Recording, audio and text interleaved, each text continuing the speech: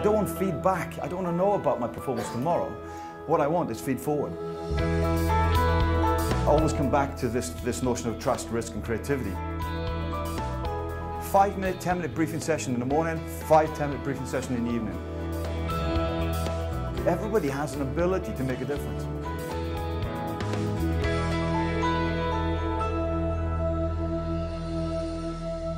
Good morning, my name is Paul. The idea of this masterclass is to talk through some of the concepts. So we have a fly. So the fundamental message for me is to get rid of all this nonsense management produce in terms of policies, procedures, regulations, rules, hierarchy, etc., and actually put the human being back into the main focus of an organization.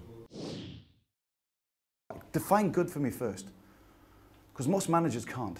Most organizations can't, if I'm honest with you. There are probably, I know of at least 120 organizations in the UK that don't do what is seen as traditional management and hierarchy and structures. There's some phenomenal volunteers around there, phenomenal people that want to make a difference. We've somehow got to tap into it and remove all the rubbish of management. The main thing for me has been that difference between traditional management, what we all understand that to be, and modern leadership. And the example shown then just how more effective modern leadership is than in terms of pushing the organisation forward, and the emotionally intelligent way then we can think about what we're currently doing and are going to do in future. I don't want feedback. I don't want to know about my performance tomorrow. What I want is feed forward. What do you do with the dog when you get it? When's the pup? Train it. You train it. Sit, beg, roll over, bark. I'll feed you if you're really good. I'll reward you. This is what HR does to human beings when they come in.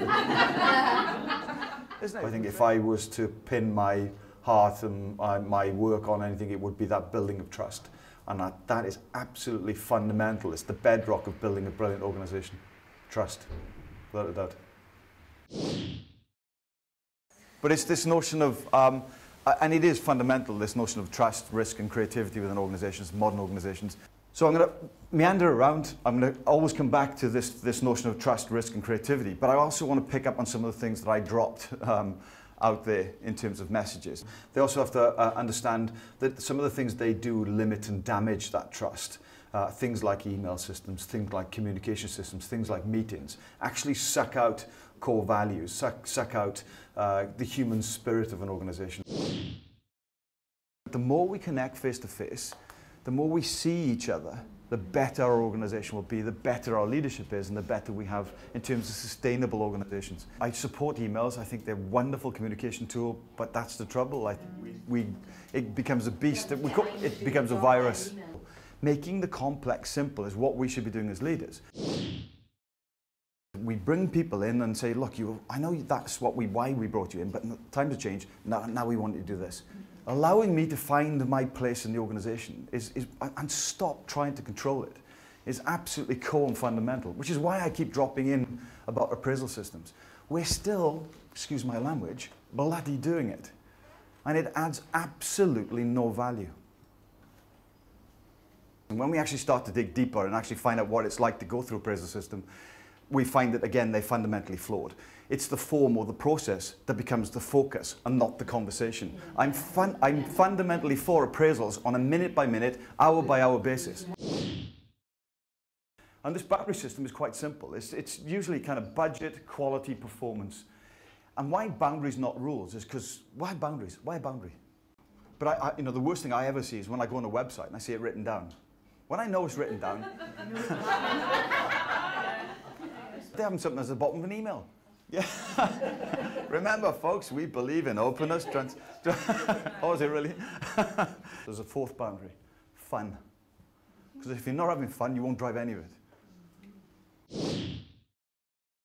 The shadow system is what actually goes on in an organization. So you get the formal and you get the kind of, it's not informal, it's the shadow system. It's what actually happens. What we investigate and research is the shadow system.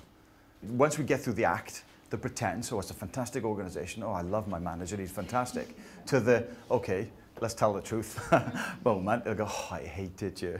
It's got really awful, and oh, he's power freak, and he's this, or she's that, and then we start to really coach them in the right, once we know the shadow systems. I think the message that certainly comes from my talk and from the book is that it's all about people, and if you've got 10 people in the organization, you need to be effectively leading those 10 people. It's about making sure that everybody's adding value, there's a clear purpose, there's autonomy, there's freedom, but actually it's about delivering the service. People want tribes, really. They desperately want tribes, don't they? A tribe, we look alike, think alike, act alike. We're all part of a wonderful, superb family. But I want a community, I want diversity. I want people that can actually question me and say, actually, complexity? Nonsense. Appraisal systems? I bloody love them. And I know in my family, my tribe, I love them to tears. I'll fight for them. I'll protect them as much as I can. I'll give them all my money, for goodness sake. But I know, 2 o'clock on a Boxing Day, I've had enough of my tribe. You know, and it's not about this hierarchy where, you know, 1, 2, 3 people do certain things and then there's 4 or 5 people actually delivering the service or trying to deliver the service. It's about actually all of them adding value to that service delivery. Everybody has an ability to make a difference.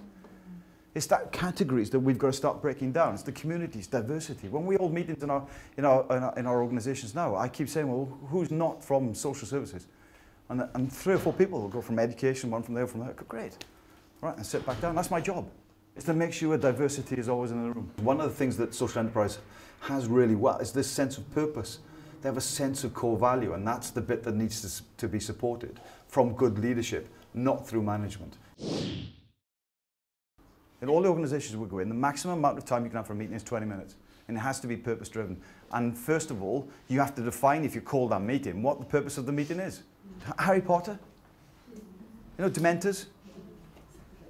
Suck the life out of it. That's what a meeting does. That's what an email. What do you do first thing in the morning? I bet you've done it today. You've picked up your phone and gone, just need to check my emails. Everyone else is going around. The world's going on around you and you're going, I'll be there now.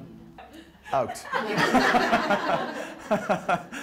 I want them to go away with the idea, the notion that they have to change. They don't wait for somebody else to change. They have to go away and change their organisations. We've got to change it. I don't know how we change it, but we've got to start somewhere. I don't care whether there's one of you got in the room today thinking I'm going to challenge the system, I'm going to challenge the structure, I'm going to challenge how I do things tomorrow. Off you go. 5-minute, 10-minute briefing session in the morning, 5-10-minute briefing session in the evening. If you don't do it tomorrow. Trial it. Trial it for a week. 10-minute briefing in the morning, over a cup of coffee, 10-minute in the afternoon. What have we done? Where are we? Are we having fun? It's getting that old adage, you know, you try it. If it fails and you've tried it, that's fine, I'll walk away. But you try it first.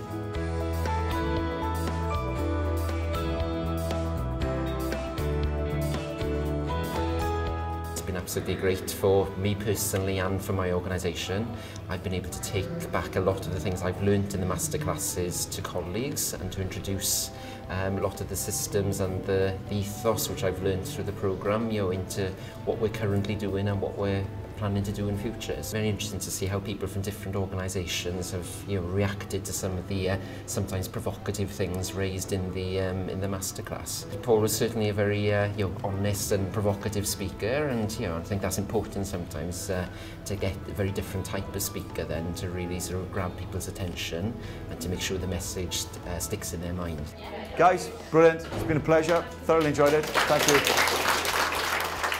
Brilliant. I thoroughly enjoyed the audience today. It was great. There were some lovely questions, some of the traditional stuff as well, but you could see them all nodding and actually understanding that they have to go back tomorrow and make a difference, and they can't wait for somebody to do it. They've got to do it themselves. So that was brilliant.